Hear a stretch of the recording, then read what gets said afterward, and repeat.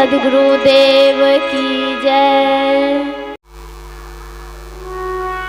उसका नाम है गुरु दरबार। और हम सब बृहस्पतिवार को गुरुवार कहते हैं, लेकिन महान संत इस पंक्ति में हमें क्या उपदेश देते हैं, इस दोहा में, गुरु को नित्य वंदन करो, हर दिन है गुरुवार। गुरु को नित्य वंदन करो, हर दिन है गुरुवार। गुरु ही देते शिष्य को निज आचार विचार। गुरु समान दाता नहीं, याचक शीश समान। तीन लोक की संपदा, सो गुरु दीनियान। और कहा, परमात्म से गुरु बड़े, परमात्म से गुरु बड़े। तुम देखो वेद पुराण। शेख फरीदा यूं कहे, गुरु घरे भगवान।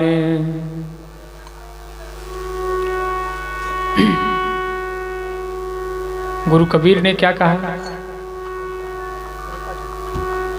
कबीर सोई दिन भला, जा दिन साधु मिलाहि। कबीर सोई दिन भला, जा दिन साधु मिलाहि। अंक भरी भरी भेटिए, पाप शरीरा जाहि। अंक भरी भरी भेटिए, पाप शरीरा जाहि। कबीर दर्शन साधु का, करतन की जय काने। कानी मतलब बहाना मत करो। कबीर दर्शन गुरु का, करतन की जय कानी। ज्यों उद्यम से लक्ष्मी, आलस मन से हानि। जैसे मेहनत करने से धन मिलता है, उसी प्रकार, और हानि आलस करने से धन की हानि होती है। जो आदमी आलस में रहेगा, जो आदमी प्रमाद में, भूल में, गाफली में रहेगा, मस्ती में रहेगा, आराम तलबी में रहेगा, वो इस न परिवार के लिए 2 रुपया कमा सकता है, न अपना ही जीवन के लिए 2 रुपया कमा सकता है, न अपनों को 2 रुपया खिला सकता है। इसीलिए गुरु कबीर ने क्या कहा कि साईं इतना दीजिए, जगत प्रसिद्ध दोहा, साईं इतना दीजिए, जामे कुटुंब समाए। अब मैं भी भूखा ना रहूं, साधु न भूखा जाए। लेकिन इसका अर्थ आजकल बदल गया। कहता है, साईं इतना दीजिए,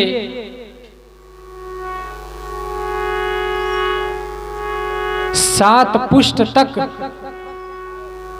खाए,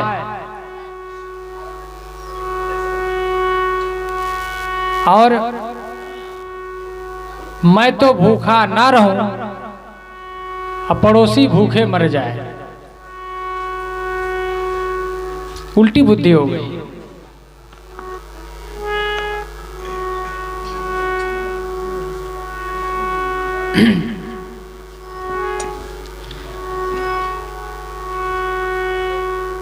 साईं इतना दीजिए तिजोरी भर जाए। तो इन सब पहलुओं पर बात होगी। पहले आपको मैं गुरु के हम सब गुणगान करें मिलके। अभी छोटी सी नन्ही सी गुड़िया नाम ही है उनका, बहुत बढ़िया भजन गा रही थी। गुरुवर तेरे चरणों की गर धूल जो मिल जाए, सच कहता हूँ भगवन। ये जो भाव है गाने का, भाव में ही भक्ति छिपी हुई है। इसीलिए कहा भाव बिन मिले नहीं भगवान। अगर आपके अंदर भावना नहीं है, आपके अंदर विनम्रता नहीं है, कोमलता नहीं है, तो आप गुरु के पास जाकर भी झोली आपके भरेगी नहीं।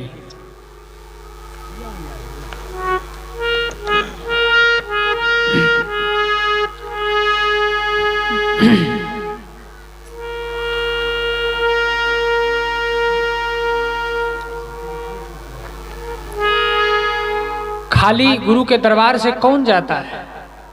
जिसके अंदर पात्रता नहीं होती। जिनमें पात्रता है वो खाली दरबार से नहीं जाता है। आप और हम अहंकार रूपी सिर को लेकर के गुरु के पास जाएंगे तो आप तो पहले से भरे हैं अहंकार से, छल से, कपट से, कि हम बड़े घर के हैं, बड़े लोग हैं और हम बड़े जाति के हैं। ये मन में अगर भावना है तो आप जान लीजिए गुरु के दरबार से आप अपनी झोली में कुछ ले करके नहीं आएंगे, फिर कुछ नहीं मिलेगा। गुरु से अगर लेना हो तो आप अपनी झोली खाली रखिए। किससे? आप अपने झोली कैसे बनाएंगे? झोली का मतलब पात्रता। पात्रता क्या है? जब आप कोमल होते हैं, विनम्र होते हैं, मैं कुछ नहीं जानता हूं। इसीलिए गुरुदेव कबीर ने क्या कहा? तेरा तुझको सौंपता क्या लागे है मोर। ये भाव क्यों कहा गया? इसीलिए कहा गया।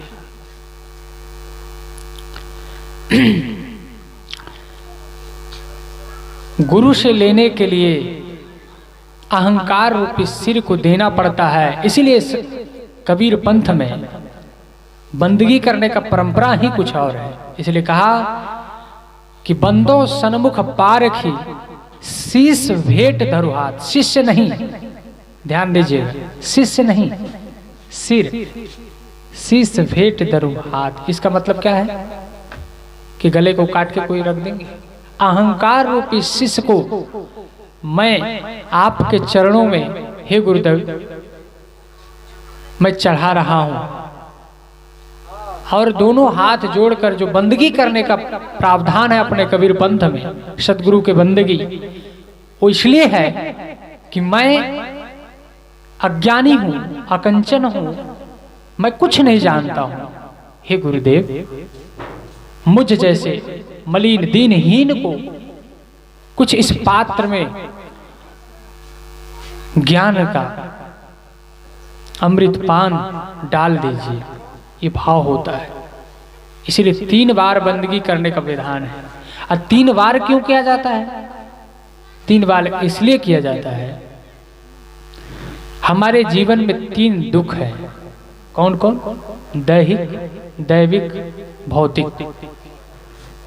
दैहिक जो देह से मिलता हो, दैविक जो प्राकृतिक द्वारा मिलता हो, और भौतिक जो मानसिक दुख है मन से।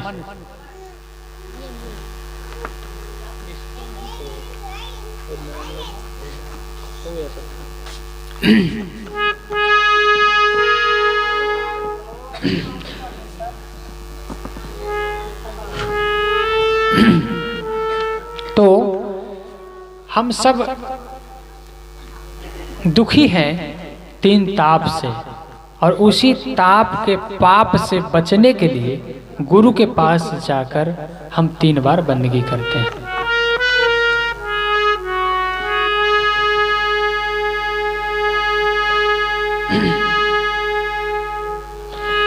गुरु शरण में आकर मानव, गुरु शरण में आकर मानव क्या से क्या बन जाए हो। गुरु शरण में आकर मानव क्या से क्या बन जाए।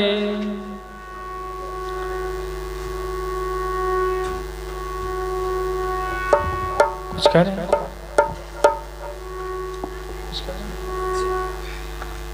हारमोनियम दे कैसा है नहीं देखना। अच्छा, गुरु हम बजाना जानते हैं, प्रयास कर रहे हैं। गुरु शरण में आकर मानव क्या से क्या बन जाए हो। गुरु शरण में आकर मानव क्या से क्या बन जाए हो। गुरु शरण में आकर मानव क्या से क्या बन जाए। चंदन के संग अन्य वृक्ष भी, चंदन के संग अन्य वृक्ष भी चंदन ही कहलाए। गुरु शरण में आकर मानव क्या से क्या बन जाए हो। गुरु शरण में आकर मानव क्या से क्या बन जाए।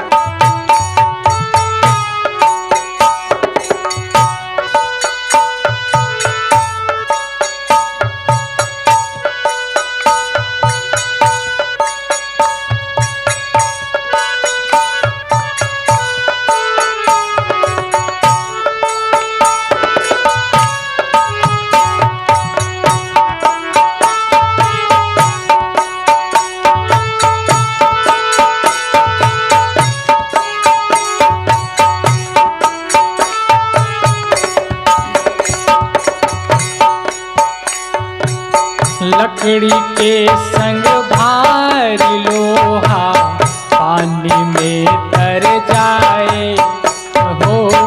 लकड़ी के संग भारी लोहा पानी में तर जाए। दूध में पानी मिलकर भी दूध ही कहलाए। लकड़ी के संग भारी लोहा पानी में तर जाए। दूध में पानी मिलकर भी दूध ही कहलाए। पारस को लोहा छूकर भी,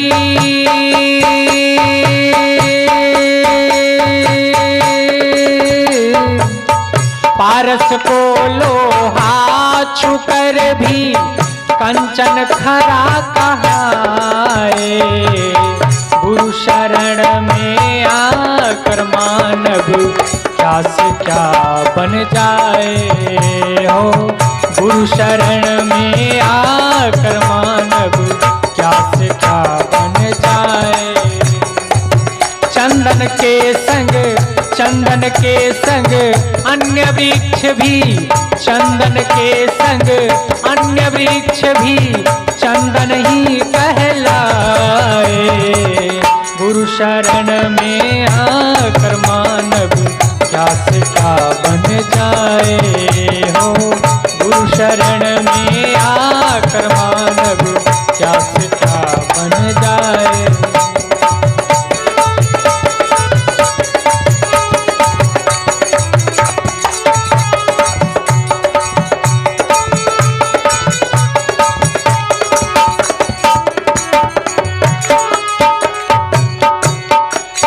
यहाँ तो सब गंगा के वासी हैं, गंगा किनारे बसे हैं। जब आपको गंगा पार होना होता है और ट्रैक्टर ले जाना होता है तो लकड़ी के सहारे भारी भरकम लोहा के वस्तु को भी, गाड़ी को आप पार कर लेते हैं। इसी प्रकार ये भवसागर तरना बड़ा दुस्तर है। माया, मोह, घर परिवार, मठ मंदिर आश्रम का मोह बड़ा जबरदस्त होता है। संतों ने कहा मोह महिमा प्रबल है, सुनत सराहत संत। संत कहते हैं, गोस्वामी जी कहते हैं कि मोह की महिमा बड़ा प्रबल है, छोड़ नहीं पाता है आदमी। लेकिन इतना प्रबल दुस्तर संसार को तरना हो तो गुरु के नौका पर आप चढ़ जाइए, बस भारी भरकम दुस्तर संसार से भी हम सब तर जाएंगे। आगे कहते हैं, एक शब्द गुरुदेव का ताका अनंत विचार हो। एक शब्द गुरुदेव का ताका अनंत विचार हो। ठाके मुनि जन पंडिता वेदन पावे पार हो। ये गुरु कबीर का दोहा है। एक शब्द गुरुदेव का ताका अनंत विचार, थाके मुनिजन पंडिता वेद न पावे पार। भजन क्या है? ये गुरु और शिष्यों का अपने भारत में, इस धरती पर एक महर्षि दयानंद स्वामी कहते हैं कि एक शिष्य थे। दयानंद के एक ही शब्द से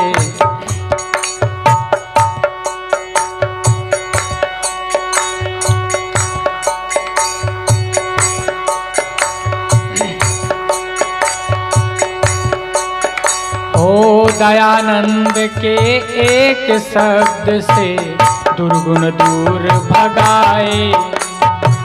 दयानंद के एक शब्द से दुर्गुण दूर भगाए। सद्गुण धारे अमी चंदने, सद्गुण धारे अमी चंदने ऋषि भक्ति पद गाए हो। दयानंद के एक शब्द ही दुर्गुण दूर भगाए। सद्गुण धारे अमी चंदने ऋषि भक्ति पद गाए। महर्षि दयानंद के अमी चंद एक शिष्य था, बड़ा अच्छा गाता था, बहुत बढ़िया गाता था, भजन तो बढ़िया गाता था लेकिन जीवन अच्छा नहीं था। प्रवचन तो बड़ा अच्छा करता है सुधीर बाबा, लेकिन बोली विचार व्यवहार अच्छा नहीं। तो भजन गाना बड़ी बात नहीं है, भजन को भजाना बड़ी बात है। सत्संगी तो बड़ा है लेकिन खुदे अपने मन से तंगी है, वो क्या सत्संगी है? क्या सत्संग जो अपने ही मन से होता है तंग, उसके जीवन में कहां आएगा कभी सुख का रंग? वो तो होगा पूरे समाज में उनका जीवन भंग, कोई बचा नहीं सकता। साहब आप सबसे बच सकते हैं लेकिन भगवान से नहीं बच सकते। भगवान ऐसा है, वो एनी टाइम आपके साथ है, आप उससे कैसे बचेंगे? इस पर एक कहानी छोटी सी चुटकिला मुझे याद आती है। इसी तरह 83 से एक मुस्लिम भाई आता था, रोजा किया था और गंगा किनारे यहाँ तिनटेंगा में नहाता था और रोजा किया था। रोजा में नियम है कि पानी तक नहीं पीना चाहिए, वो डुबकी लगा लगा के पानी पी लेता था। और वो कहता था निकल के अपने साथियों से, अरे यार मैंने ऐसा पानी पिया कि खुदा भी नहीं जानता है। रोज ऐसे करे और ऐसे बड़ा दाढ़ी पिजा के ऐसे ऐसे करे, मुसलमान दाढ़ी होता है। कहे कि अरे मैं ऐसे पानी पीता हूँ कि खुदा भी नहीं जानता है। ऐसे खूब कहे साथियों दोस्तों। एक दिन गया, डुबकी लगाया, पानी पीना चाहा। सुंगठिया बाजार के बगल के रहने वाले उसके मुंह में सुंगठिया मछली फंस गया कंठ में। बो बो चिल्लाने लगा, बाप रे बाप, बचाओ बचाओ बचाओ बचाओ। परेशान, बाप बाप। कहे क्या हुआ? कहा करी मेरे मुंह में मछली फंस गया कांटा वाला। कहा ओ, अब कहो ना कि खुदा भी नहीं जानता है, मैं ऐसे पानी पीता हूं। अब क्यों नहीं बोल रहे? बहुत 3 दिन से बड़ा पागुर मार रहे थे कि खुदा भी नहीं जानता है, आज क्या हुआ? तो इसीलिए कहा कर्म लिखा मिटे धो कैसे जो युग को सिराई। कर्म लिखा मिटे धो कैसे जो युग को सिराई। कर्म का लिखा मिट नहीं सकता है, किया कराया यहीं पर मिल जाता है। और जब नहीं मिलता है, जब बाकी रहता है, तो फिर यहाँ आना पड़ता है। बिना हिसाब चुकाए आप इस धरती पर से नहीं जा सकते। या तो माफी मांग लीजिए, या तो सुधार कर लीजिए, और नहीं तो यदि सुधार नहीं किए तो बड़ा कुधार होगा और चुकता करना ही पड़ेगा। इस संसार के दुख का आधार लेकर के अपने हिसाब का चुकता करना ही पड़ेगा। इसलिए कहा गीता में या उपनिषद में कहा है कि अवश्यमेव भोक्तव्यम शुभाशुभम कर्म। अवश्य ही अपने शुभ अशुभ कर्मों का परिणाम भोगना पड़ता है, चाहे कोई हो। इसलिए भजनों पर ध्यान दें। गाता बहुत अच्छा था अमीचंद, लेकिन उसका जीवन अच्छा नहीं था। तो दयानंद ने कहा, अमीचंद तुम जितना अच्छा भजन गाते हो, काश उतना ही अच्छा यदि तुम्हारा जीवन कीचड़मय नहीं होता, तुम्हारा जीवन भी हीरा होता, तो क्या पूछना। यही वाक्य कहना था दयानंद, महर्षि दयानंद को। और अमीचंद का जीवन उसी क्षण से आमूल चूल परिवर्तन हो जाता है। और वो गाता है, क्या होता है? दयानंद के एक शब्द ही दुर्गुण दूर भगाए। दयानंद के एक शब्द ही दुर्गुण दूर भगाए। सद्गुण धारे अमीचंद ने ऋषि भक्ति पद धारे। सद्गुण धारे अमीचंद ने ऋषि भक्ति पद गाए। हुआ क्या? अब अमीचंद का जीवन कैसा हुआ? क्या करने लगा? सत्संग के पावन गंगा में,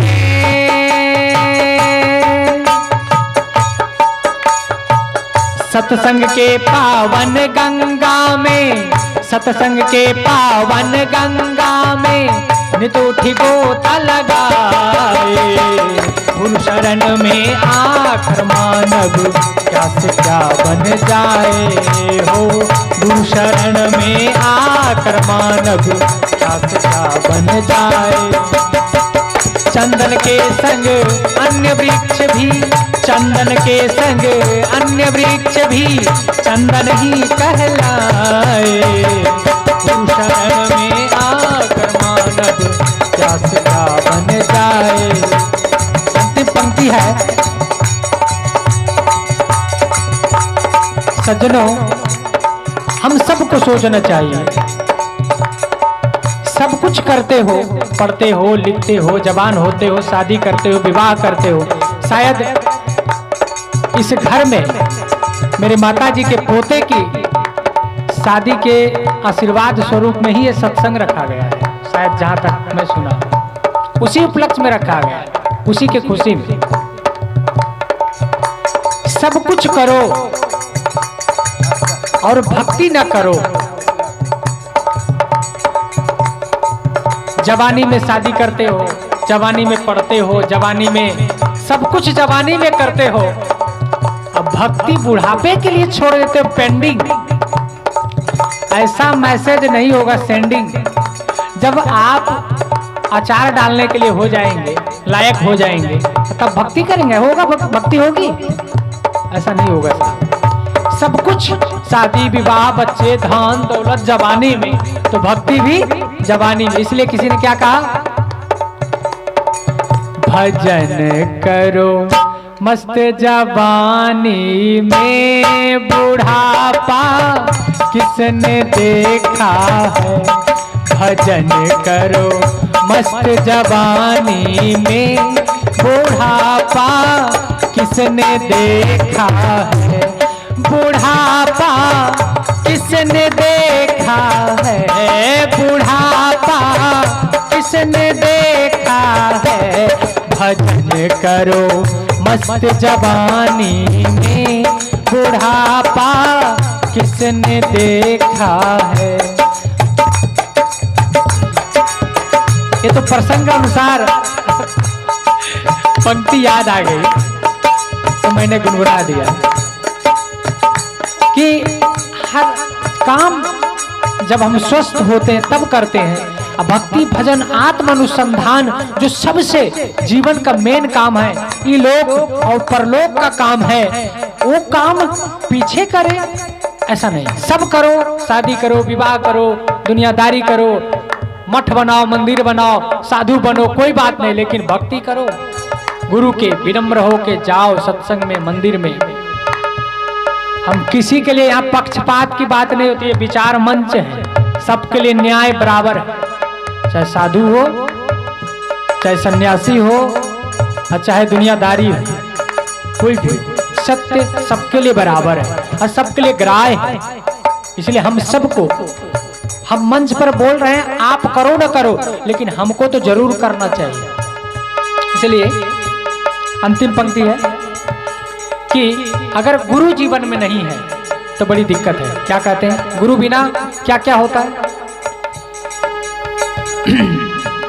गुरु बिन धन दौलत को पाकर जीवन में कल्याण नहीं हो। गुरु बिन धन दौलत को पाकर जीवन में कल्याण नहीं। गुरु बिन धन दौलत को पाकर जीवन में कल्याण नहीं। परम शांति का अभाव है जब तक गुरु का ज्ञान नहीं।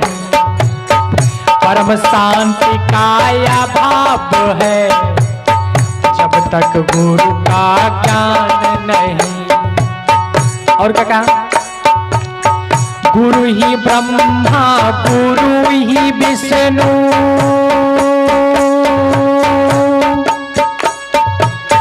गुरु ही ब्रह्मा गुरु ही विष्णु, गुरु ही ब्रह्मा गुरु ही विष्णु, गुरु ही शिव कहलाए।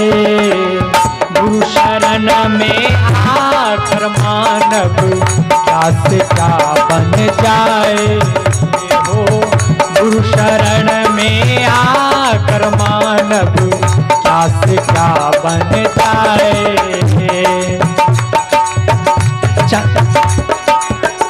चंदन के संग अन्य वृक्ष भी, चंदन के संग अन्य वृक्ष भी चंदन ही कहलाए। गुरु शरण में आकर मानव क्या से क्या बन जाए हो। गुरु शरण में आकर मानव क्या से क्या बन जाए हो। गुरु शरण में आकर मानव क्या से क्या बन जाए। बोलिए सद्गुरुदेव भगवान की जय।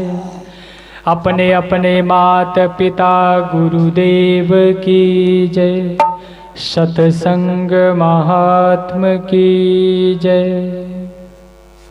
तो भजनों के साथ साथ कुछ बात मैंने आपसे की कि गुरु जिस प्रकार आपको आवश्यक लगता है कि जब बेटे जवान हो गया या बेटे की या बेटी की जवानी आ गई, युवा हो गई, तो लगता है कि इनके समय से शादी करा देना चाहिए, जो सामाजिक बात है। जब लगता है कि खेत सूख गया है तो पानी देना चाहिए, है ना। किसान अनुभव करता है, उनको देखता है। लगता है कि बेटा बिगड़ रहा है तो आप क्या करते हैं, किसी से कहते हैं की करियो भैया हमरो बातें नहीं माने छो, कहे छ आन सुने छो कान, कहे छे पढ़े लिखे ले बैठ तो मोबाइल लेके मुंह ताकते रहे। मोबाइल इसका नाम नहीं, मैं वो नाम धरा इसको मोहबाइल, मोबाइल नहीं, क्या नाम है इसका, मोहबाइल। ये बच्चे लोग कहते हैं पापा कार्टून कार्टून, और कार्टून अपने से निकाल लेता है। क्या करिए, स्थिति ऐसी है, बच्चों की गलती नहीं है, सोचने वाली बात है, माहौल ऐसा है। हर घर में मोबाइल है, ये खिलौना हो गया है, दोष कुछ नहीं है। आप घबराइए मत, आप सुधरिए, बच्चों को देख के आप घबराइए मत। आप आइए कहाँ, सत्संग में गुरु के पास या बुद्धिजीवी लोगों के पास आइए, घबराइए मत, वैसे लोगों के पास आइए और अपने ही मन को समझाइए। अब फिर आप सफल हो जाएंगे पिता बनने में और बच्चों को समझाने में। मैं कल भी इस प्रसंग को वहां कहा था।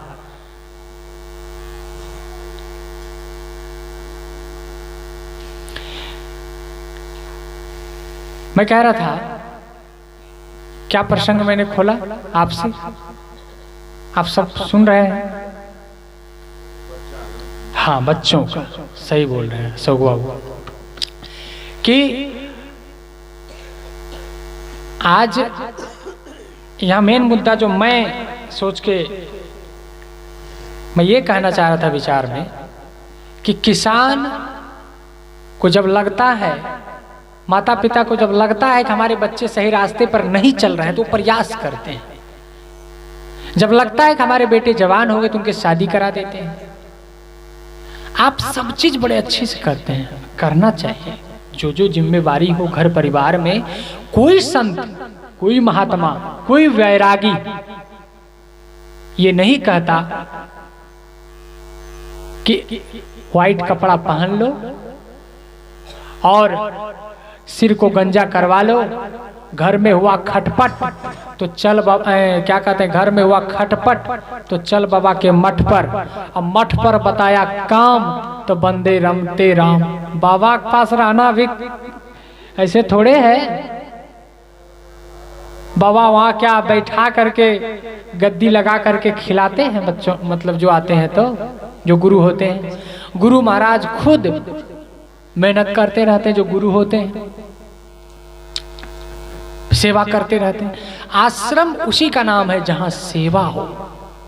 खुद गुरुदेव आज जो गुरु बना है, जो बड़ा बना है, वो किसी दिन अपने गुरु का सेवा की है, इसलिए आज वो गुरु है। कोई आज शिक्षक बना है तो एक दिन वो विद्यार्थी था, वो भी पढ़ा है किसी टीचर के पास, तब आज विद्यार्थी है। एक स्टूडेंट है, कल टीचर है। इसलिए मैं कह रहा हूं कि जब आपको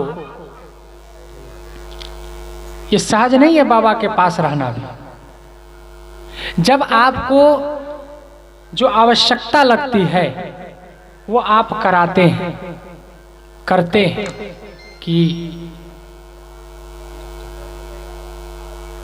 हमारे घर में ये जरूरत है, पैसों की जरूरत है, तो धन कमाते हैं, धन के लिए उपाय करते हैं, चाहे जैसे भी करना चाहिए। कोई संत महात्मा नहीं कहता कि निठल्ला बैठ जाओ, ये कोई आदेश नहीं देता है, कभी भी नहीं। कहें कबीर कुछ उद्यम कीजिए, आप खाए औरों को दीजिए। कबीर साहब तो उसका नाम ही है जो चरखा चलाते थे। गांधी जी जो देश के अपने बापू कहलाते हैं, राष्ट्रपिता कहलाते हैं, वो चरखा चलाते थे, चरखा करघा। अपने भारत धरती संतों के कर्म कर, संतों के एहसान से रंगी हुई है। जितने भी संत हुए, संत कबीर, दादू, घीसा, पलटू, आप लोग नाम नहीं सुने होंगे कितने का, महर्षि महिबुआ। देखिए काम संतों का इसलिए छूट जाता है, उसका दूसरा काम हो जाता है। अब जैसे हम खेती बाड़ी कर रहे हैं, तीन टेंगा में खा रहे हैं, जी रहे हैं, अब प्रसिद्धि हुई, लोग जाने, लोगों को ज्ञान की आवश्यकता है, विचारों की आवश्यकता है, बुलाने लगे, कार्यक्रम से टाइम नहीं है, फुर्सत नहीं। और भारत धरती के आप सब इतने उदार चेता हैं, महान हैं, ये गृहस्थ जन इतने उदार हैं, इतने हृदय के विशाल के हैं कि भारत के धरती पर जितने भी साधु संत हैं, कोई भूखे नहीं मरता है। ये भारत के सज्जनों आप सब के महानता है। कहीं भी रहता है, मठ में, मंदिर में, उसको खाना मिल जाता है। यहाँ तक कि साधुता में कितना जीता है पता नहीं, लेकिन साधु का कपड़ा लपेट लिया है, उसी पर खाना मिल जाता है। कितने लोग तो धंधा बना लेते हैं, मौसमी कहते, मौसम सीजनेबल साधु भी होते हैं। आप सब तो देखे नहीं होंगे, कुंभ मेला जाइएगा जब प्रयाग या तो हरिद्वार, तो वहां पर सीजनेबल साधु आते हैं। कुंभ मेला जब लगता है तो वहां का नजरिया ही एक गजब, गिनती नहीं है, तिनटेंगा क्या, 83 क्या, नजर भर वहां पर कैंप लगे होते हैं। भारत के कितने संप्रदाय, धर्म है, मजहब है, असली भारत के अगर दर्शन करना हो तो महाकुंभ में आइए कभी। इलाहाबाद, प्रयागराज या तो हरिद्वार, जहां पर पूरे भारत धरती के देश विदेश के साधु संतों का आना होता है। अब कैसे कैसे त्यागी तपस्वी, कैसे कैसे भरम पाखंड वाले साधु संत भी हैं। भरम पाखंड कहना इसलिए पड़ता है कि कई लोग तो खड़ेश्वरी रहते हैं, 11-11 साल पांव में घाव हो जाता है, लेकिन खड़े, ऊर्ध्वबाहु, हाथ को ऐसे किए हैं, हाथों का नस सूख गया है, ऐसे कठिन कठिन तप करते हैं। हम लोग जा जाके बात करते हैं कई बार, लेकिन कुछ कहते नहीं। क्यों? उनकी भावना है, वो करते हैं। लेकिन गुरु कबीर कभी कभी कहते हैं, हठ योग से कुछ होता नहीं, बात समझने की, मन की पवित्रता जरूरी है, ना कि हठ। कबीर साहब ने कहा, हठ से बात ना होए, हठ से बात नहीं बनेगी। मैं कह रहा था कि कभी कभी आप कुंभ में जाएं, अगर जीवन रहा तो कभी कभी जाया कीजिए। घर गृहस्थी इसीलिए धन कमाते हैं, कभी कभी कुछ जानकारी भी लीजिए। हम जो कह रहे हैं उस बात का अनुभव भी कीजिए। वहां लंगर लगे होते हैं, खाओ, साधु लोग खाते हैं। और जो साधु कपड़े वाले हैं, कितने बिहार से, कितने और प्रदेश से जा जा करके करते क्या है, ये करना नहीं चाहिए। साधु का कपड़ा पहन लेते हैं गृहस्थ, अब पहन करके और वो लंगर में घुस के खा लिए और 10 रुपया विदाई पा लिए, अब फिर दूसरे कैंप में चले गए दौड़ते हुए। ये धंधा बना लेते हैं और खूब 1 महीना तक यही वहां जा जाके करते हैं। ऐसा करना उचित नहीं है। अगर आप वास्तव में साधु में हैं तो आपको दान पूजन लेना चाहिए, उनसे आपका उपार्जन होगा, वो जरूरी है। लेकिन साधु का रूप धर के आप दान पूजा ले रहे हैं तो गलत है, उसका नतीजा भोगना पड़ता है, गलत बात है, अच्छा नहीं है। जैसे हमको कोई 10 रुपया देता है और मैं माने गए परिवार में उस धन को देने लगूं, जहां मेरा माता पिता है या सारा सरहद मान लो, संबंधी मान लो, उसको हम देने लगे, ये महा अन्याय है, अपने ही साथ पाप है, ये गलत बात है। अब अपने मुंह से क्या बोले? माने गए परिवार में साधु अपने धन को कभी नहीं देना चाहिए, गलत बात है। बिहार में ऐसे ऐसे महंत पड़े हैं, घर वाले परिवार वाले से नाता रखते हैं। कौन नाता? नाता किसको कहते हैं? नाता जैसे आप मेरे माँ हो, वो भी मेरी माँ है, आएगी कोई बात नहीं, लेकिन ये नाता रखना मोह वाला। जब घर से निकल गए तो पीठ पीछे ऐसे ऐसे मुंह करके रोना क्या है? जब निकल गए युद्ध में तो आंसू बहाना क्या है? गुरु कबीर ने क्या कहा कि आशिक होकर रोना क्या? जब आशिक बन गए अध्यात्म के, भक्ति के, ज्ञान के, राम रस के, तो फिर रोना क्या? तकिया और बिछौना क्या? ये भी कहा।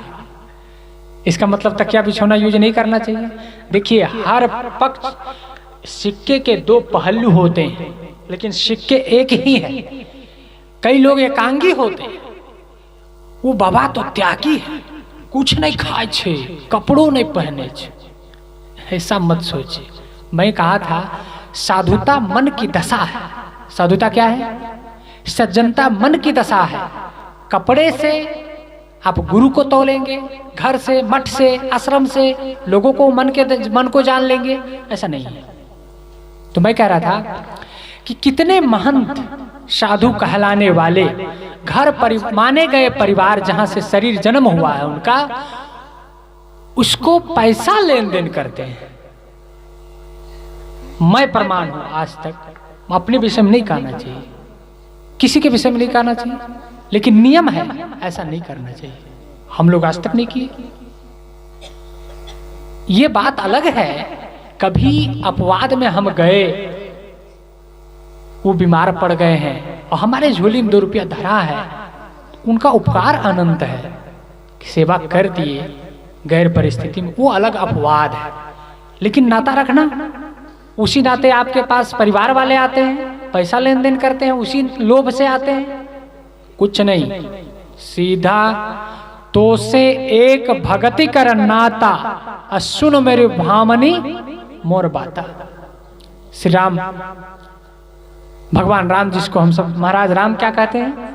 भगवान राम जिसे कहते हैं हम लोग, वो क्या कहते हैं? तो से एक भक्ति कर नाता। बस भक्ति से नाता है। सत्संग के लिए आओ, भक्ति के लिए आओ, कोई बात नहीं, चाहे माँ हो, बाप हो, कोई हो, सब आदरणीय है, सब सम्माननीय है, आना जाना बुरा नहीं है, लेकिन इस ढंग से संबंध रखना। हमको कोई साधु बाबा समझ करके 10 रुपया देता है और हम वो घर में लगाए, ये महा अपराध है। अपने ही साथ नरक में जाएंगे वो साधु जो ऐसा करता है। मेरे गुरुदेव तो कहते थे नरक में भी जगह नहीं मिलेगा, ऐसा कह देते थे। वो पैसा आश्रम के लिए है, आश्रम सेवा के लिए है, आश्रम में आए हुए लोगों के लिए दे रहे हैं आप, और उसी के लिए है और किसी के लिए नहीं है। आश्रम में चाहे हजारों आए चाहे 10 आए, उसकी सेवा के लिए आप 10 रुपया देते हैं। अब बाबा है तो बाबा का अपना काम है, गाड़ी लेके चलते हैं तो पेट्रोल जलते हैं, और पेट्रोल पंप पे जाएंगे, हम कहें अरे भैया संसार में कहीं कुछ नहीं है, धन दौलत लेकर के जाओगे, पैसा लेके क्या करोगे?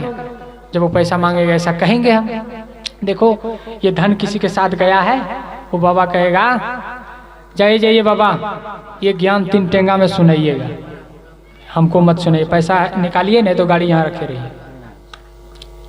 इसलिए धन की आवश्यकता सबको है, थोड़ा न कम। तो मैं कह रहा था कि धन जरूरी है, उसका उपयोग जहां जरूरी है, जहां के लिए है वहां के लिए करें। साधु का धन साधु संतों के सेवा के लिए है, आए हुए आगंतुक के लिए, आश्रम में जो अतिथि आते हैं उसके लिए एकदम बिल्कुल मतलब फ्रेश है, साफ बात है, और किसी के लिए नहीं। बाकी व्यवहार में लेन देन कभी किसी से हो सकता है, वो अलग बात है, लेकिन नहीं पड़ना चाहिए इन सब चक्कर में, बड़ा उलझन है साधु को। तो मैं कह रहा था कि आप सब कुछ करते हैं, बचपन से लेकर के घर परिवार के लिए, लोग अपने समाज के लिए कुछ ना कुछ आप करते हैं, लेकिन जब आवश्यकता जिस चीज की होती है आप उसका पूर्ति करने के लिए प्रयास करते हैं। लेकिन मैं कहता हूं हम सबको सोचना चाहिए, हम सबको, कि क्या हमारे जीवन में ये मन बिगड़ा हुआ है, क्या इस मन को अच्छा करना चाहिए? ये भी आवश्यक काम नहीं है क्या? भक्ति करना चाहिए, ये आवश्यक नहीं है? गुरु के पास जाना चाहिए, आवश्यक नहीं है? शादी करना चाहिए, आवश्यक है, लेकिन मन को अच्छा बनाना चाहिए, ये आवश्यक नहीं है? आज घर में परिवार में कलह क्यों होता है? किसके वजह से? अब बड़ा बड़ा युद्ध परिवार में, गांव में, समाज में हो जाता है, क्यों हो जाता है? इसी मन के खराबी के चलते। देश में बड़ा बड़ा युद्ध हो रहा है, किसके चलते? इसी मन के खराबी के चलते। अगर मन अच्छा हो जाए तो सब अच्छा हो जाए। मैं कल कहा था कि हमारा एक लड़का क्या चाहती है जब शादी होने वाला होता है तो, और लड़के के माता पिता क्या चाहते हैं कि मेरे बेटे के कितनी अच्छी से अच्छी पत्नी, कितनी अच्छी से अच्छी बहू आए, यही चाहते हैं। और एक लड़का भी एक और दृष्टि सोच लीजिए, हम क्या चाहते हैं? हमारा अच्छा चप्पल हो, हमारा अच्छा मकान हो, हमारा अच्छी गाड़ी हो, ये चाहते हैं ना। हर चीज क्या हो? अच्छा हो। बाजार जाते हैं कुछ खरीदने के लिए तो क्या चाहते हैं? अच्छा सामान खरीदें, सब अच्छा हो। क्या हम ये चाहते हैं कि हमारा मन भी अच्छा हो? ये सोचते हैं? सब चीज बढ़िया हो तो हमारा मन भी तो बढ़िया होना चाहिए। इसीलिए गुरु कबीर ने कहा कि मन मूल है, मूल गहे ते काम है, ते मत भरम भुलाओ। मूल गहे ते काम है, ते मत भरम भुलाओ। मूल क्या है? ये मूल मन है। मन सायर मनसा लहरी, बहे कतहु मत जाओ। ध्यान दीजिएगा, मूल गहे ते काम है, ते मत भरम भुलाओ। मन सायर मनसा लहरी, बहे कतहु मत जाओ। ये मन शायर है, बड़ा शैतान है। गुरु कबीर कहते हैं ये बहता है, भागता है, अशांत रहता है। थोड़ा ध्यान में बैठो तो देखो, तीनों लोग दिखाएंगे, कभी खेत जाएंगे, कभी कहा ओकरा हम बताइए देवे, अंदरे अंदर बैठे ध्यान में और लड़ रहे हैं मने मन की कहिए वे हमरा ये ना कही दिल के, मैं हमरा होना कही दिल के, बिहार भाषा में दिमाग में सोच रहे हैं। यही ध्यान है, ये मन की दशा है। ठीक है, लेकिन बैठना चाहिए, चाहे जितना मन आपका अशांत हो, कोई बात नहीं। रोज आप, हर दिन आप नियमतः कुछ देर बैठे। मैं बात कह रहा था, जितना आवश्यक हमारे जीवन में शादी विवाह है, घर गृहस्थी बसाना जरूरी है, उतना ही जरूरी हमारे जीवन में अपने विचारों को, अपने मन को, मन के लहर को, मन की अज्ञानता को, मन के बुराई को देखना जरूरी है कि हम क्या कर रहे हैं। और ये विवाह ऋषियों ने कहा है, विवाहम विशिष्टम वहनम, एक लड़का एक लड़की इसीलिए शादी करते हैं कि सुचारू रूप से वो जीवन जिए। ध्यान दीजिएगा, लड़का अगर शादी ना करे तो कल अमर्यादित काम समाज में कर सकते हैं, इसीलिए शादी प्रथा बनाई गई। पहले विवाह प्रथा नहीं रहा। आज से आप 10,000 वर्ष पूर्व अगर आप ग्रंथों को देखें, 10,000 क्या 3,000 ही पूर्व वेदों को देखें तो मातृसत्ताक वंश चलता था। क्या चलता था? मातृसत्ताक वंश उसको कहते हैं जो पिता का कोई पता नहीं है, माता के नाम से पुत्रों को जाना जाता था, बेटों को जाना जाता था। किसी भी पुरुष से नारियां कहीं भी अपने बच्चों को जन्म दे सकती थी, ये प्रथा रही पहले। लेकिन इसमें विद्वान समाज के जो विद्वान जन थे, जो विचार करने वाले लोग थे, सामाजिक चिंतन करने वाले जो लोग थे, समाज के हित चिंतक जो थे, उन लोगों ने मिलकर देखा कि समाज में इसका बड़ा बुरा प्रभाव पड़ता है। शादी मतलब बिना देखे समझे कहीं भी बच्चे कर दिए, उनका परवरिश नहीं हो रहा है, समाज में बिगाड़ हो रहा है, गलत प्रभाव हो रहा है, नारियों पर शोषण किया जा रहा है। पुरुषों के द्वारा नारियों पर बहुत शोषण हुआ और नारी ने आवाज उठाई, और आवाज उठाने के बाद कुछ पुरुषों ने फिर मिल करके, विद्वानों ने, संतों ने देखा कि अब जो है इसको साथ देना चाहिए, और साथ दिया और समाज में विवाह प्रथा बना, और तब से ये विवाह प्रथा चल रहा है। देखिए, विवाह इतना अच्छा अहम मुद्दा है जीवन का, समाज में। मैं जो कह रहा हूं, विरक्ति के लिए तो विवाह से ऊपर की बात है। गृहस्थी और विरक्ति दो ही मार्ग है इस संसार में। इसलिए गुरु कबीर ने कहा कि घर में रहो तो भक्ति करो, नहीं तो करो वैराग। अब वैरागी होके राग करे ताका बड़ा अभाग। घर में रहो तो क्या करो? हम सबको क्या करें? भक्ति करो, अपने माता की भक्ति करो, पिता की भक्ति करो, शादी करो, भक्ति भी करो। ये भी तो प्रश्नवाचक है। गृहस्थी बसाओ, लेकिन गृहस्थी बसा के गृहस्थी मर्यादा के अनुसार नहीं चल रहे हैं आप। जो मानव गृह धर्म युत राखे सील बचार। गृह धर्म युत, गृह के धर्म उनके पास है जो शील और विचार का जिनमें लक्षण है, वो गृहस्थ, सच्चे सदगृहस्थ हैं। बाकी गृहस्थ नहीं। आप गृहस्थ का बहुत बड़ा परिभाषा है, गृहस्थ, जो गृह के कार्यों में, परिवार में, सदस्य में जो अस्थ हो, लीन हो, अपने छोटों का भी ध्यान रखे, अपने बड़ों का भी ध्यान रखे, अपने छोटों का भी स्नेह रखे, अपने माता पिता का सम्मान रखे, उसको कहते हैं गृहस्थी। गृहस्थी शादी कर लेना गृहस्थी मात्र नहीं है साहब।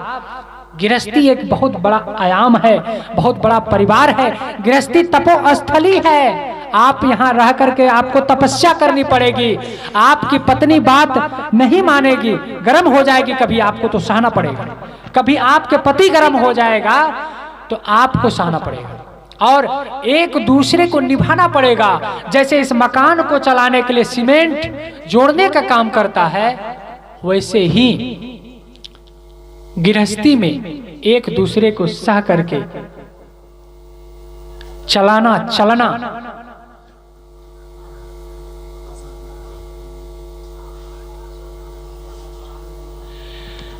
गृहस्थी में चलाना, चलना।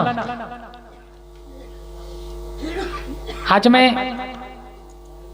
गृहस्थी पर बात करूंगा। गुरु कबीर ने, पहले आपको विवाह प्रथा की बात हमने कही कि विवाह प्रथा आज से 2500-3000 वर्ष नहीं रहा, और विवाह प्रथा समाज में विद्वानों ने इसलिए बनाए, समाज के लोगों ने, भारत जगत के जो विचारक थे, उनको लगा कि बड़ा विकृति हो रही है और नारियों पर बहुत शोषण हो रहा है, इसलिए एक दूसरे से ये विवाह प्रथा का एक नियम बना और विवाह संस्कार ही बना दिया गया।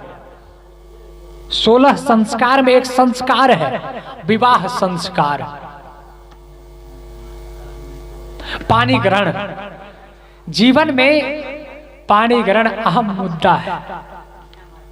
लोग 7 फेरे ले लेते हैं लेकिन साथ में रहकर झगड़ा करते हैं, बड़ा विचित्र है।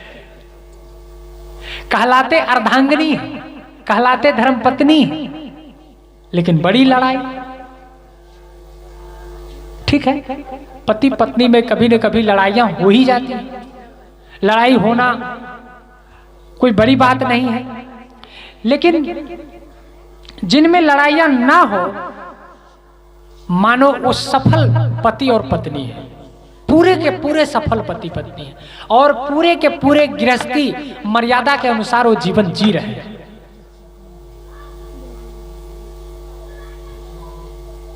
तो मैं कह रहा था कि एक युवा जब लड़का जवान होता है तो उसके अंदर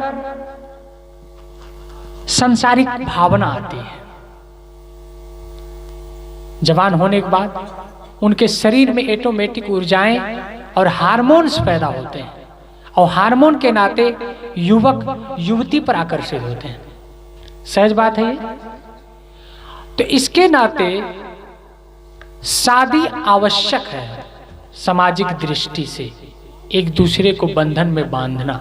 यदि आप अपने बेटों का, अपने सपुत्रों का, अपने सपुत्री का, उसका एक मतलब क्या कहना चाहिए, एक दूसरे के हाथ ये गृहस्थी का पवित्र कार्य अगर आप नहीं करवाते हैं, शादी नहीं करवाते हैं, क्या पता कल अमर्यादित काम कर जाए तो। सबके पास मन है, जो इस मन को ठीक से संभाल पाए। देखिए गिने चुने होते हैं उसे लोग जो इस मन को ठीक से संभाल पाए, समझ पाए, उसी को विरक्ति या आश्रम में रहना चाहिए। ऐसा नियम जो है आश्रम में, संस्था में उन्हीं को भर्ती होना चाहिए जो इस मन को सही से संभाल पाए। अब मन को संभालने का मतलब क्या है? विरक्त के लिए, साधु के लिए नियम है कि नारी मात्र या तो बहन है या तो माँ है, माँ स्वरूपा है, या तो बेटी स्वरूपा है, बहन स्वरूप है। बस नारियां भक्ति भाव है, वो माँ के स्वरूप है। यही दृष्टि साधु का होता है, असली साधु। ये भावना है। और गृहस्थ के लिए पर नारी मातु समान है। पर नारी पर यदि कुदृष्टि करते हैं, गलत संबंध रखते हैं, तो उसके लिए तो कहा गया है, एक जन्म कौन पूछे पता नहीं। शास्त्रों में लिखा है कि कई जन्म, 10 जन्म तक नरक भोगना पड़ता है। कौन नरक? वो नरक कैसा है कोई देखने नहीं गया है। वो नरक जीते जीते भी कई लोगों को देखने को मिल जाता है। समाज में जीते जी यदि गलत कर्मों से आपका अपमान हो गया तो आप जीते जी आपकी मृत्यु हो गई। सच में आपने अगर अपमानित काम कर दिया और आप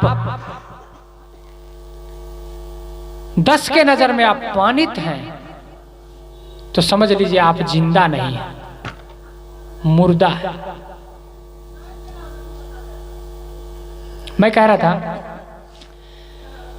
कि सज्जन गृहस्थ के लिए पर नारी मातु समान, जैसे अपने पत्नी के सिवाय कोई भी नारी माँ बहन बहू बेटी समान उसके लिए है।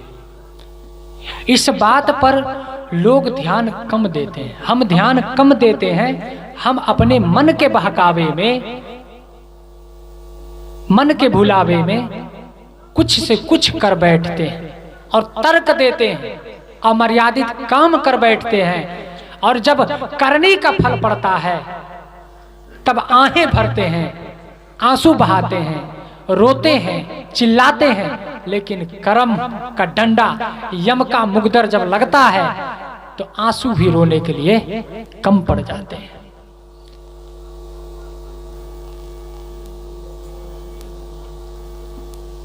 गलत करना तो बड़ा सरल है, किसी को एक थप्पड़ मार देना बड़ा सरल है, लेकिन जब मार दिए तो वो भी मारेगा।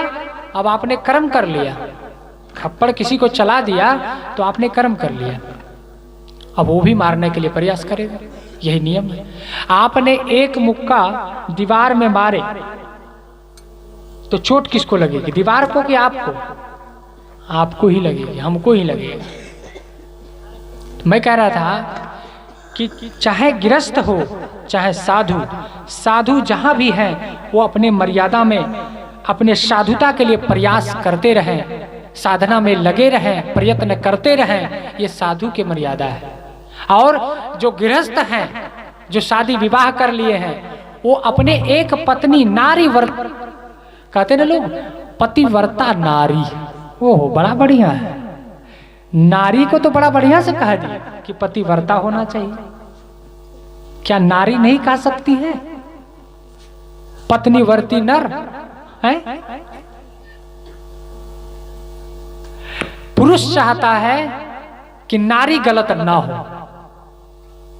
क्या पत्नी नहीं चाहती है कि हमारे पुरुष, हमारे देवता, हमारे स्वामी किसी और का यह गलत ना हो? उनकी भी तो भावना है, उनके भी तो मन है। तो मैं कह रहा हूं कि दोनों एक दूसरे को समझें और एक ही बंधन में जीवन भर बंधे रहे। जो वो है सद गृहस्थ, उसको कहते हैं। जो अपने गृहस्थी के मर्यादा को समझे, अपने माता पिता को समझे, समाज टोले मोहल्लों के मर्यादा को देखे कि हम अगर बड़े हैं, गृहस्थ हैं, हम फलना बाबू कहलाते हैं, हम ही अगर गलत करेंगे तो आने वाले कल जो हमारे बच्चे युवा शादी करेंगे वो क्या करेंगे, वो कैसे चलेंगे? कितना आप दर्द दे रहे हैं साहब। गलत आदर्श देना समाज में बहुत बड़ा पाप है। किसी के गला काट देना हत्या है, और किसी को गलत आदर्श दे देना महाहत्या है। आप हमारी ही बात ले लीजिए।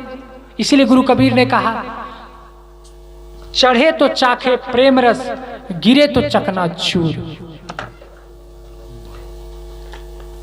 साधु कितने सम्मानित होते हैं समाज में, है ना? बड़ी आरती दिखाते हैं, पूजा करते हैं, सम्मान करते हैं। करना ही चाहिए, ठीक है, हम भी करते हैं। हम किए नहीं तो आए कहां से? लेकिन यदि साधु अपने स्थिति से गिर जाता है, साधु का सबसे बड़ा जो धन है वो क्या है? साधु का सबसे बड़ा जो आभूषण है वो क्या है? चरित्र। Character is God. अगर साधु के पास मठ बड़ा नहीं है तो कोई बात नहीं, गाड़ी बड़ी नहीं है कोई बात नहीं, लोग उसको बहुत नहीं जानता है कोई बात नहीं, लेकिन अगर उनका चरित्र ठीक है साधु का, तो उसको लोग, वो जहां भी रहेगा उसको रोटी खिलाने जाएंगे लोग। अगर वो भूखे बैठ जाए, संकल्प ले ले कि मैं नहीं खाऊंगा, अगर साधु का चरित्र ठीक है तो ये सज्जन, ये महान धार्मिक भारत के लोग, सत्संगी हो अथवा ना हो, कहीं का साधु हो, वो उसको जबरदस्ती कहेंगे बाबा खा लीजिए, भूखे मत रहिए। ये है भारत धरती के लोग, हमारे महान गृहस्थ, उदार चेता, विशाल हृदय के। क्योंकि संत के महिमा इस धरती पर सदैव, भारत की धरती पर गूंजती रहेगी, गूंजती रही है और गूंजती रहेगी। यह धरती संत के संतान से न खाली हुआ है न होगा। क्योंकि ये भारत संतों के पहचान से ही भारत है, विश्व गुरु कहलाता है। भारत माता की गोद से संत रूपी संतान के लाल कभी खाली नहीं होगा, कभी नहीं। हां, कुछ गिने चुने इस साधु लाइन में आए ढोंगी, चाहे वो हम में हो चाहे किसी में हो, हम करें गलती चाहे कोई साधु करे, अगर हमारे वजह से हम ही अगर गलती कर दें तो सब साधु खराब हो गया, भारत की धरती से संतत्व उठ गया। ये आप भूल में मत रहिएगा, ये धरती संतों से वीरान न कभी हुआ है न होगा, न भूतो न भविष्यतो। इसलिए आप अपनी भावना को खराब ना करें, एक को देख करके सबको सत्तू के गुण में न साने, ये भूल हो जाएगी और हमारा और आपका बहुत बड़ा पाप हो जाएगा। और हम भक्ति और गुरु से दूर हो जाएंगे तो हमारा जीवन जैसे मछली पानी से दूर हो जाता है तो मर जाती है, वैसे ही इंसान यदि संत और साधु से हट गया तो उसकी बर्बादी लिखा है। वो कहां से ज्ञान पाएगा? गुरु भी ने कौन बतावे बाट, कौन बताएगा?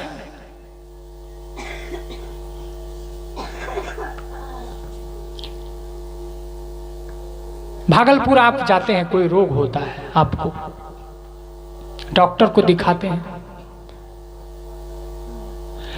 एक डॉक्टर आपसे किडनी निकाल ले, अब बेच लेता ही, आए दिन हल्ला होता है, नागपुर में तो मुंबई में तो कहां किडनी बेच लिया जाता है, पता ही नहीं चलता है। डॉक्टर ऐसे कर देते हैं जिसको भगवान कहते हैं।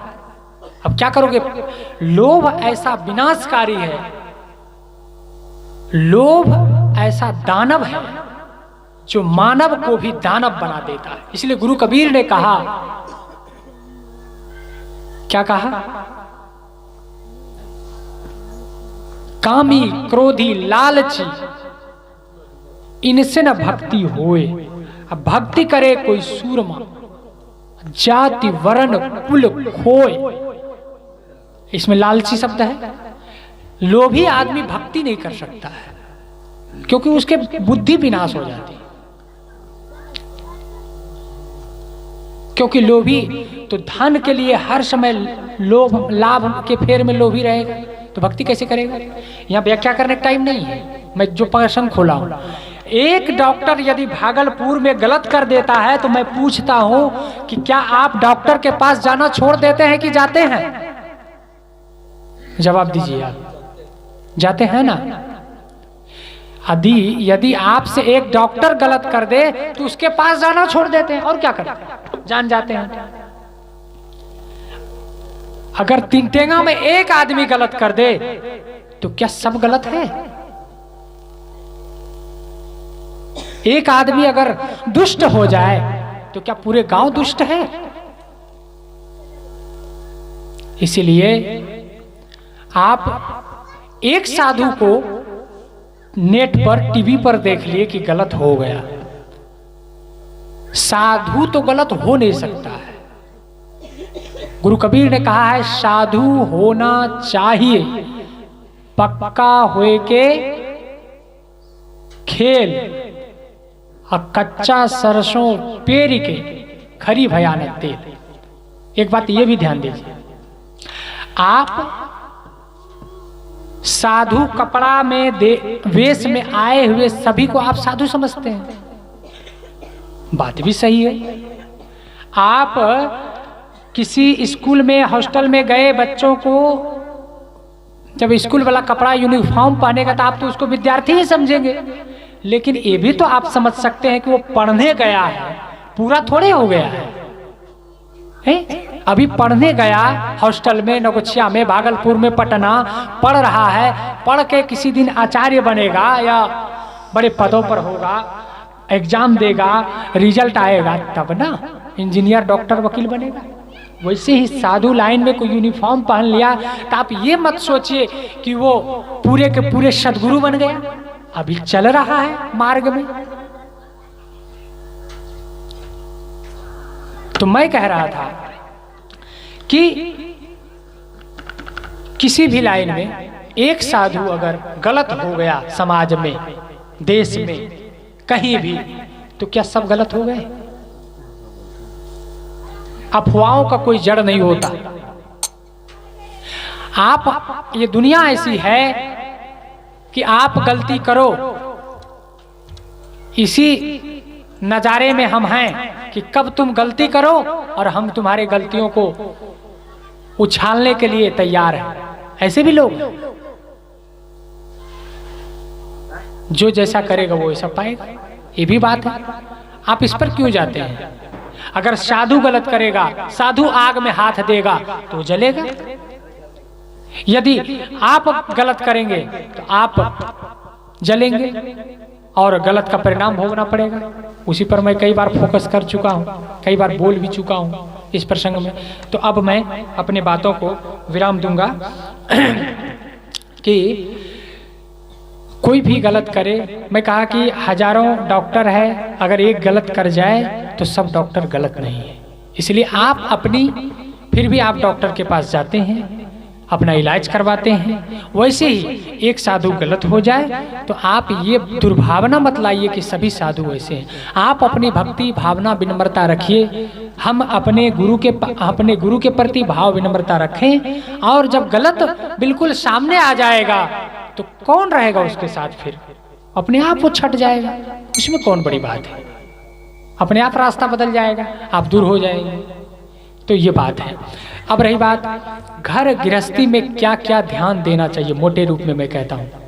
जब पति पत्नी विवाह करके आए तो नई नई पत्नी को चाहिए, नई नई दुल्हन को चाहिए, जो दुल्हन बनती हैं बेटियां, ये बेटियों के कंधों पर इस समाज कर ये बहुत बड़ा जिम्मेवारी है।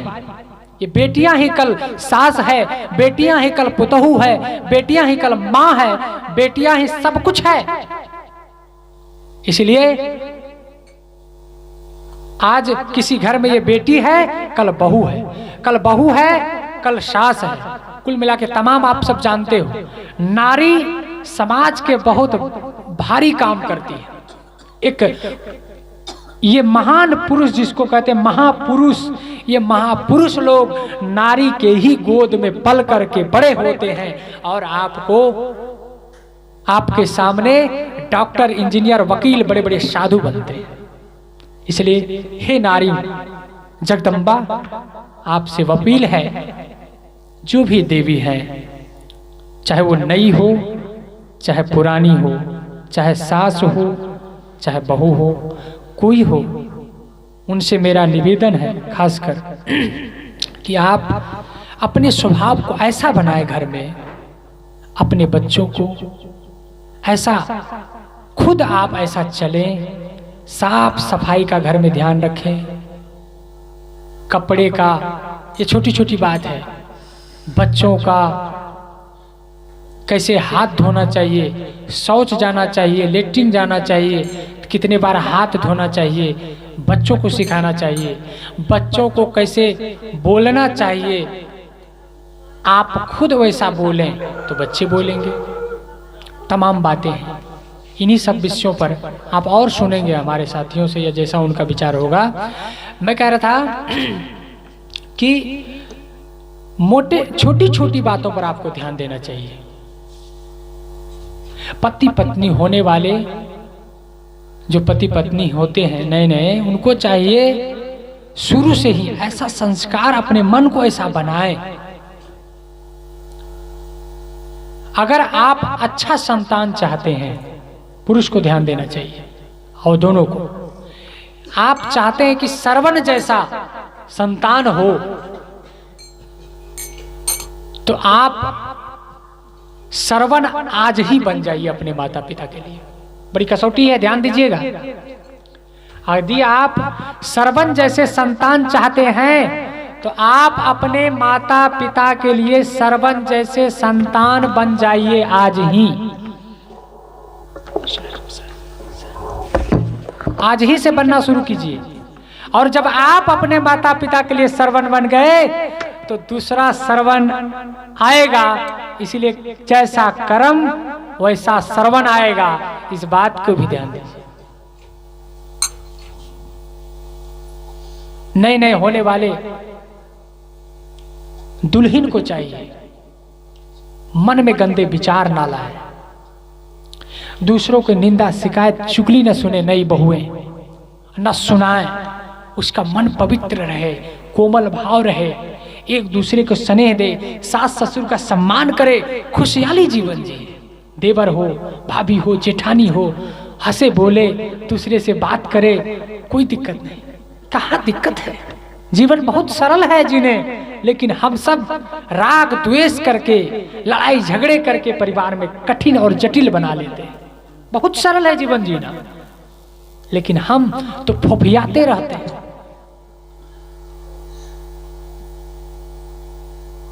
की कहिए, हमरो सासे ठीक नहीं छे, सास हमरो तो अहनो न छो कि हमरा सांसे ले नहीं दे छो गे माए, बिहार के भाषा।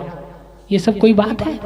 जो बहू अपने घर के, जहां नई बहू आई, जो बहू अपने घर के दाल छींटती है वहां मायके में, वो बहू अच्छी नहीं है।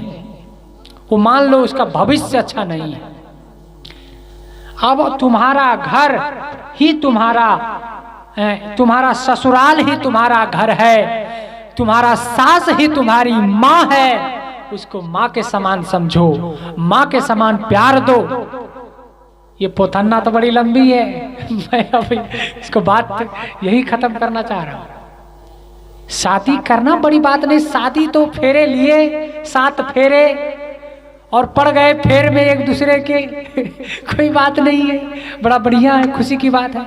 लेकिन शादी को जीवन भर निभा देना, पति पत्नी के रूप में, सास ससुर के रूप में बन करके निभा देना, ये बड़ी बात है। मैं कहा कहीं दिक्कत नहीं है, आप प्यार दो। मैं तो कहता हूँ बहुओं के लिए वो सास को प्यार दें, सास चाहे कितने खराब हो, तुम प्यार करो। इसलिए एक भजन बना है, बीती जाए रे उमरिया, वो भजन है। अभी गिर जाए कल सीढ़ी से, पता नहीं कल क्या होगा, एक पल 2 पल प्यार कर। जिंदगी छोटी है, वो चाहे जवान हो, पता नहीं कब कौन चले जाए, कुछ पता चलता है? हकीकत है कि नहीं? लेकिन जब तक हैं, हम चाहे जिस रूप में हैं, छोटे गुरु भाई के रूप में हैं, चाहे बड़े के रूप में हैं, तो छोटों को स्नेह दें, और बहुओं को चाहिए सास को स्नेह दें। जब तक है परिवार में कैसा जियो, खाए पकाए लुटाए ले, कर ले अपना काम, चलती बेरिया रे नरा, संग न चले छदाम। खा पका लो, एक दूसरे को खिला लो, एक दूसरे को सम्मान कर लो, खुद सम्मान करो, खुद दूसरों को इज्जत दो, तो आपको भी इज्जत मिलेगी और आप भी सम्मानित होंगे।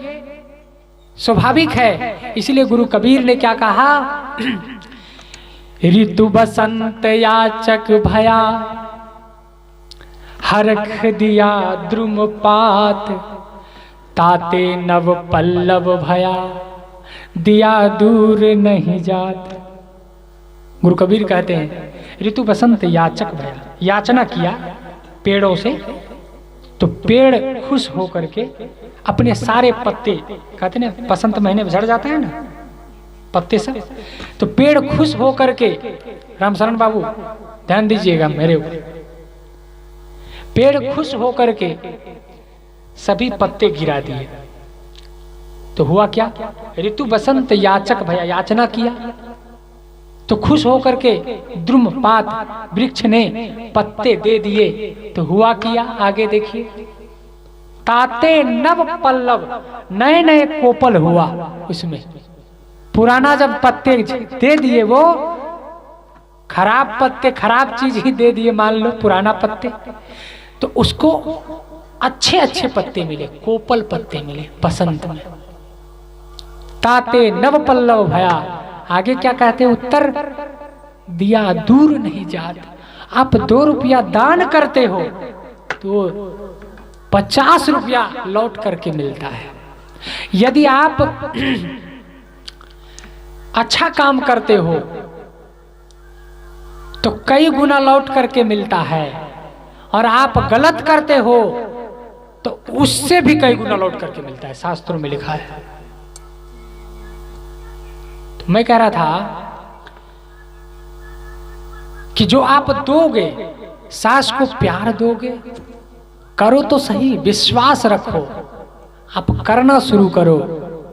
ये पंक्ति याद कीजिए, कितना अच्छा किसी संतों ने लिखा है, किसी ने लिखा है, क्या कहा बेटियों के लिए, मानिए दुलारी मेरा कहना, इस भांति रहना, जाके ससुराल में सब कुछ पड़ेगा, बेटी सहना, इस भांति रहना, जाके ससुराल में।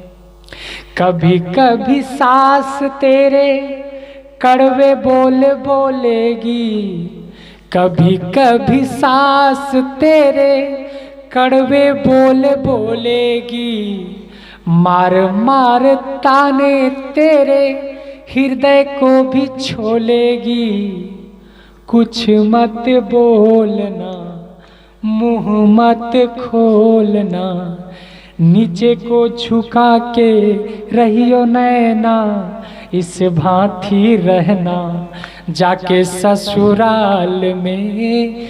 मानिए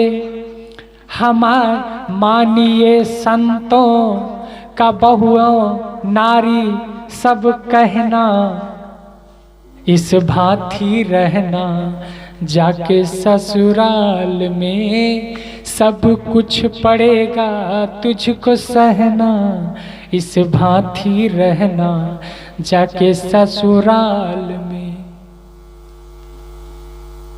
देखिए, सास है, जिसका नाम सास है, वो पूरे घर की मालकिन है। पूरी जिंदगी उसकी बीत गई अपने बच्चों को लालन पालन में, धन जोड़ने में। 1-1 रुपया जमीन धन जोड़ी बेचारी, और 25 साल जवान करके अपने बेटों को आपको समर्पित कर दिया आने वाली नई दुल्हन के लिए। हैं 25 साल का नया जवान, जिसको पाल पोस करके अपने हृदय का दूध पिला करके जो मां आपको सुहाग दी, सास, कितना दर्द है। यदि कभी तुम गलती करोगे तो डांट नहीं सकती है, 2 बात तुम्हें नहीं कर सकती है क्या? वो इसके लायक भी नहीं है सास, कभी बोल देगी। इसके लिए कहा, कभी तुम्हें ताने भी मार देगी गुस्से में आकर के सास, तो तुम गलत समझ लोगे, उसका अधिकार नहीं है। पिता का इतना अधिकार है, पिता ने इतना कुछ दिया है ससुर ने या हमारे पिता ने, क्या वो हमें 2 थप्पड़ मार नहीं सकता है? मार दे तो वो दुश्मन हो गया। जा रे कुलक्षणा सब बेटा, राम राम। भारत का दूषण है, भूषण नहीं। इस समाज का रोना है जो बेटा अपने पिता के 2 बात पर गुस्सा करके उल्टा करके उसको कह देता है। जो बेटी तो, और बेटी को तो बिल्कुल सभ्य होनी चाहिए, उसके मुख से तो क्या कहना, कभी गलत वाक्य निकलना ही नहीं चाहिए। उसी के नाम बेटी है। बेटी जो माँ के चरणों में रहती है, लेटी हम कहते हैं, मैं बनाया हूं इसको। बेटी वो जो माता पिता के चरणों में, पिता माता के चरणों में रहती है, लेटी, वो है बेटी। चरणों में लेटी का मतलब क्या है? लेटी रहती है हरदम, आज्ञाकारी, माँ बाप के प्यारी, वो है बेटी आज्ञाकारी जो माँ बाप के प्यारी। तो मैं कह रहा था जो सास इतना बड़ा सुहाग आपको समर्पित कर दी, क्या वो आपको दो बात नहीं कह सकता? नहीं कह सकती? कभी डांट नहीं सकती? अगर कह दिया तो प्यार से समझो, माँ का प्यार है, आशीर्वाद है सास का, ऐसा समझो। और कभी उससे आप उझाटल बोली मत बोलो, मुंह मत खोलो। वो है सच्ची और अच्छी और इस देश के, इस गांव के आदर्श नारी बहू, इस घर के वो है चिराग बहू जो ऐसा करती है जैसा संतों ने कहा, अभी जैसा मैंने बोला आपके बीच।